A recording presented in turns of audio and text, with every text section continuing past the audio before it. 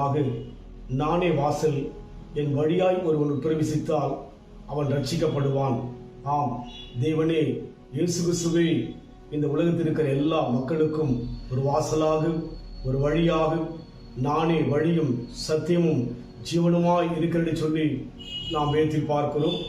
இந்த வேளையிலும் கூட ஆதியாகமம் 28ஆம் அதிகாரம் 17ஆம் வசனம், அவன் பயந்து, இந்த ஸ்தலம் எவ்வளவு பயங்கரமாய் இருக்கிறது, இது தேவனுடைய வீடை அல்லாமல் வேறல்ல, இது வானத்தின் வாசல் என்றான். யாக்கோபுடைய தரிசனத்தை குறித்து இந்த இடத்தில் பார்க்க முடிகிறது. வானத்தின் வாசல், ஆம் இயேசு கிறிஸ்துவே வாசல் என்று நேற்று நாம் தியானித்தோம். அவர் யார் என்றால் வானத்தின் வாசல், பரலோகத்தின் வாசல் அவர்தான். இயேசு கிறிஸ்துவின் வழியாக உட்பிரவேசிக்கும் போதுதான் பரலோகத்துக்குள்ளாய் கடந்து போக முடியும் என்று சொல்லி தெளிவாக திட்டமாக உலகத்தின் மக்களுக்கு வேதம் விளக்குகின்றது. ஆம், அவரே வழியும் சத்தியமும் ஜீவனுமாயிருக்கிறார். அவராலே அல்லாமல் பிதாவை, தேவனை மனுஷன் காண முடியாது. இந்த உலகத்தில் வாழும்போது தேவனை ஒருவரும் கண்டதில்லை. அவர் காணக்கூடாதவரும் கண்டிராத தேவனாயிருக்கிறார். ஆனால் கிறிஸ்துவுக்குள் மரித்த பிற்பாடு ஒரு வாசல் வழியாய் பிரவேசிக்க முடியும். அது வானத்தின் வாசல், பரலோகம் அதுவாய் இருக்கிறது. அதனால் இன்றைக்கு நம் வாழ்க்கையிலே யாக்கோபு அன்றைக்கே தேவனுடைய வீடை அல்லாமல் வேறல்ல, இது வானத்தின் வாசல் என்று சொல்லி அவர் சொல்வதை பார்க்கிறோம். இன்றைக்கு நம் வாழ்க்கையிலே தேவனுடைய சமூகத்தில் நமக்கென்று ஒரு மேன்மையான அழைப்பை தேவன் கொடுத்திருக்கிறார்.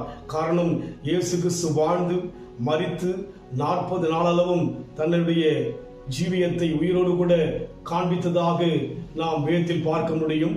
அந்த 40 நாட்களுக்கு பிற்பாடு அவர் வானத்துக்கு எடுத்துக் கொள்ளப்பட்டதை சீஷர்கள் கண்டதாக வேதத்தில் சொல்லப்படுகிறது. அதனால் நம் தேவன் இந்த உலகத்தில் நமக்கு வாசலாய் இருப்பது மாத்திரமல்ல, அவரே நம் வாழ்க்கையின் முடிவிலே வானத்தில் வாசலாய் இருக்கின்றபடியினாலே நம் வாழ்க்கையிலே எவ்வளவு பெரிய பாக்கியம் என்பதை யோசித்து நாம் தொடர்ந்து தேவனை ஆராதிக்க நம் வாழ்க்கை ஒப்புக் கொடுக்க வேண்டும். துன்பம் இல்லை, அங்கே தொல்லைகள் இல்லை, பஞ்சம் இல்லை, அங்கே பசியும் இல்லை, துன்பம் இல்லை, அங்கே தொல்லைகள் இல்லை, பஞ்சம் இல்லை, அங்கே பசியும் இல்லை.